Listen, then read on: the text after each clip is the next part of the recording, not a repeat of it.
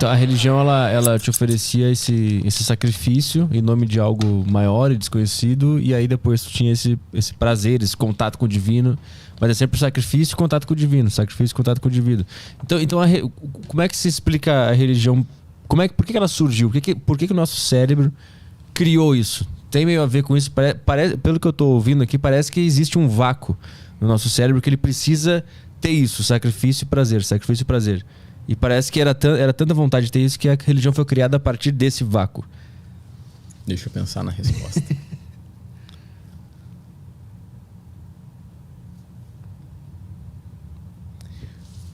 Beleza.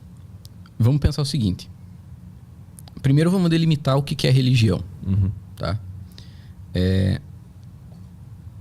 Hoje, eu vou partir de hoje e vou voltando no tempo, tá? Hoje, para nós, o que é religião?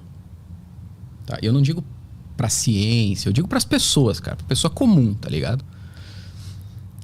O que é religião? É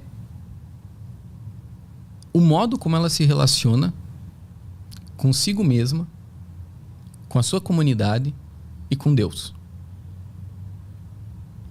Vamos deixar essa definição básica, porque senão eu vou ficar falando de religião e cada uma pessoa que está vendo vai pensar que é uma coisa diferente. Então vamos dizer que o que eu vou definir por religião é isso, tá? Como a pessoa se relaciona consigo mesma, com a sua comunidade e com Deus, por meio de 3 coisas. Por meio de rituais, de tradições e de símbolos. O que é a tradição? É aquele conjunto de ensinamentos que a gente recebe, que a sociedade ela nos entrega. Tá? Então, as tradições, as convenções sociais, etc. Vamos entender assim. Tá? O que são os rituais?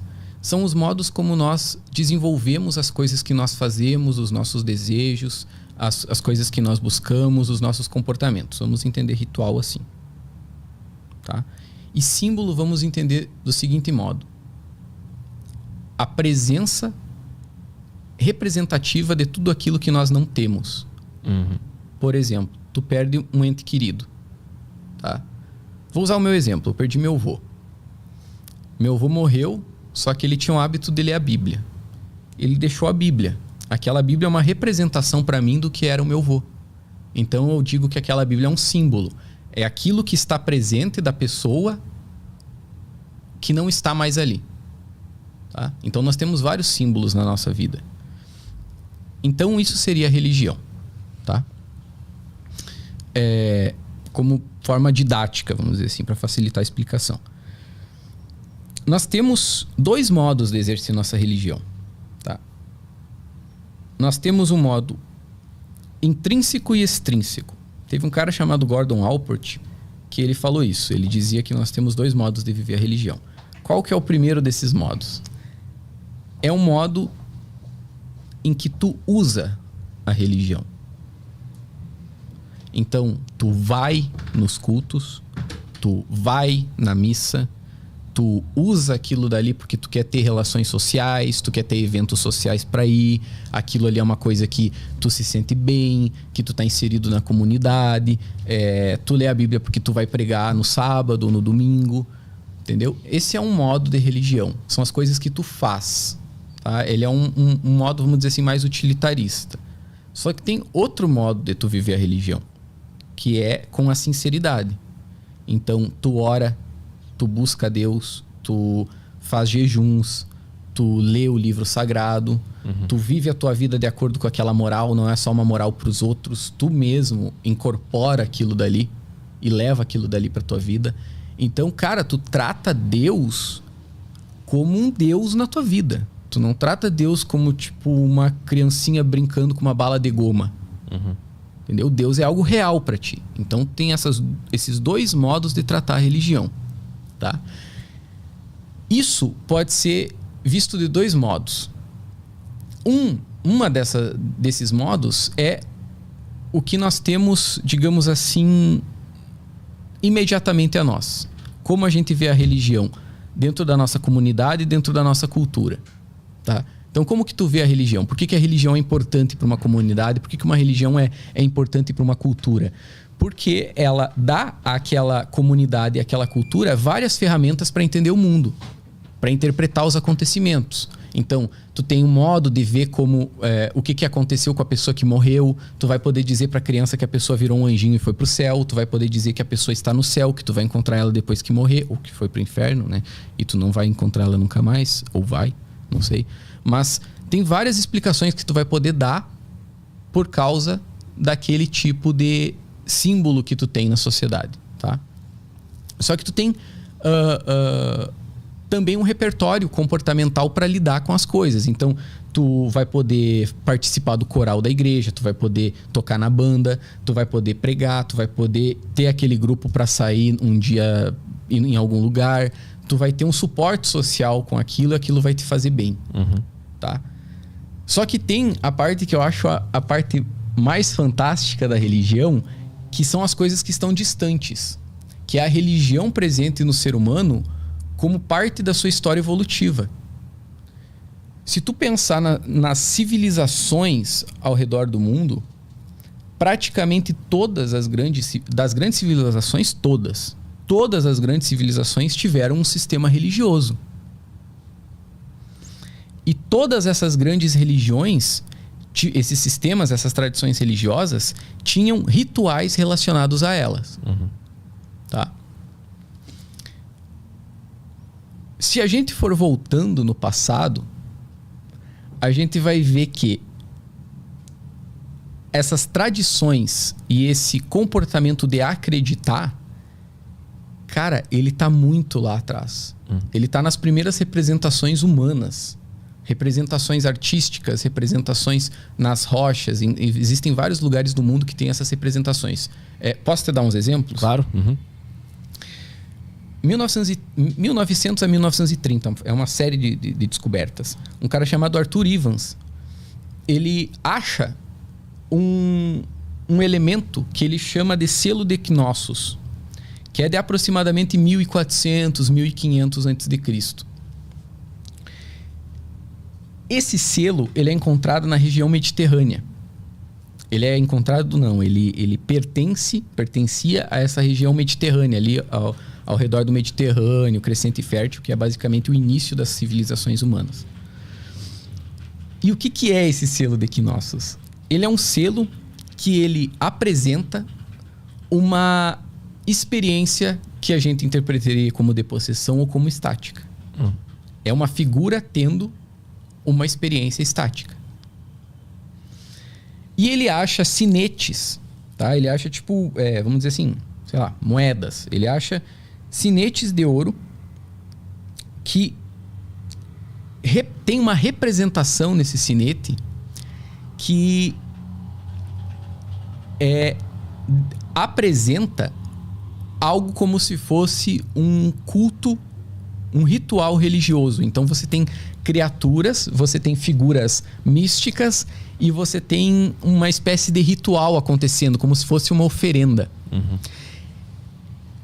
Esses achados, eles apresentam para nós o que era a cultura dos minoicos, que eram os povos que existiam em torno do Mediterrâneo, que mais tarde daria origem à civilização grega.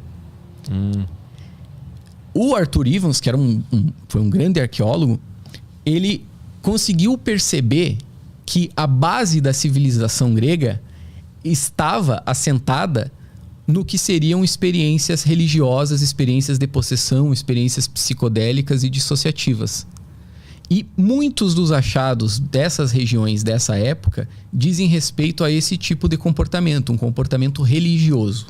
No Egito tem várias culturas ao longo do tempo, tá? Cultura de Fayum, cultura de Omari, cultura de Nakada 1, 2 e 3, que é tudo, pega ali 5.500 a.C. até 3.000 a.C.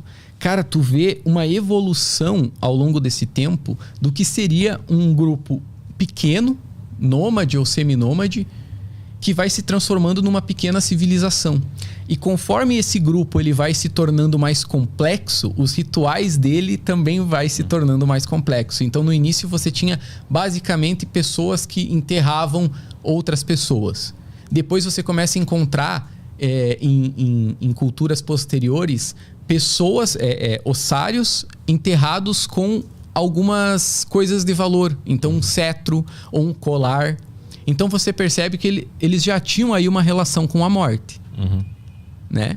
Eles já pensavam na morte. O que vai acontecer depois? O que vai ter depois? O que nós vamos encontrar lá? O Egito é isso, né, cara? Tipo, toda a tecnologia egípcia é o que os caras iam encontrar depois. Né? E conforme vai se desenvolvendo o tempo, também começam a perceber que há uma estratificação social. Que seria o quê? Seria a separação da sociedade em níveis diferentes de importância ou de status, relevância social. Então, teriam os militares, teriam os artesãos, teriam os líderes, os sacerdotes. Então, eles começam a perceber isso também. Cara, se a gente for para a China, por exemplo, os caras, tipo, pelo menos no segundo século, no segundo milênio antes de Cristo, os caras já tinham cultos aos antepassados. Eles faziam cultos aos antepassados. Tipo, 1000 anos antes de Cristo tinha uma dinastia chamada dinastia de Zhou, que os caras faziam rituais onde vinha deuses, entidades sobrenaturais para possuir as pessoas que estavam ali fazendo aquele ritual. Então os caras também tinham essa percepção da morte depois. Enfim, poderia ficar um tempão falando vários lugares, várias culturas onde tinha esse tipo de comportamento. Então o que a gente percebe? Que existe essa tendência do ser humano de acreditar, não depois de Jesus, não com o catolicismo, não há 3.000 anos atrás, mas, cara, desde o início. Desde que nós nos conhecemos como espécie. E junto a essas crenças, também existem as simbolizações e as interpretações. Então você desenvolvia cosmologias, você desenvolvia deuses, você desenvolvia teologias, você desenvolvia um conjunto de rituais relacionados àquilo. E cada uma dessas civilizações tinha um conjunto diferente de rituais. Semelhante ao que nós temos hoje, é o que tu falou. Nós temos um conjunto muito diferente de rituais hoje, embora não religiosos, mas que fazem o ser humano ter uma experiência muito semelhante. Uma experiência de dor, de sacrifício, e de prazer, de êxtase, de busca, de transcendência. Nós sempre, enquanto espécie, a gente sempre quis transcender. A gente sempre quis buscar algo a mais. O ser humano, ele só quer mais. Ele sempre quer ir além, ele sempre quer buscar mais, ele quer buscar a fuga, o entorpecimento. Cara, festivais de música, é o quê? É um bando de gente querendo a fuga do mundo real e o entorpecimento. Sim. A experiência intensa, né? E os esportes, o futebol, enfim, uma variedade de esportes, o sexo, é tudo isso. Tá ligado? Que tudo é uma busca do ser humano de transcender até o trabalho. Isso aqui é fazer um show, tudo é. Toda a criatividade humana, acho que ela tá sendo usada para tentar ultrapassar essa realidade aqui. Que senão a gente estaria só no mato, eu acho, agora. Sem fazer nada, né?